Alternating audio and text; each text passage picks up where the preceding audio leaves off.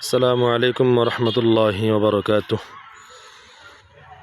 শীতের বিকেলে শীতহীন ঠান্ডাহীন একটি সময় আমরা অতিবাহিত করছি।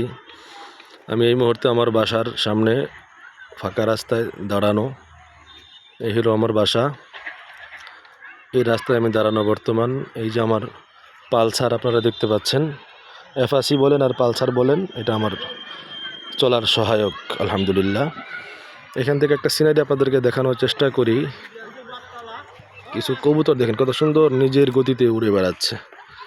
নির্ধারিত জায়গা তাদের ওই গোলাপি বিল্ডিংটা, এই বিল্ডিং থেকে তারা উড়ে আবার ঘুরে ঘুরে অনেকক্ষণ যাবত তারা এখানে ঘোরাফেরা করছে। অনেক সুন্দর একটা সিনারি, কত সুন্দর একটা পরিবেশ। এই দেখেন কবুতর।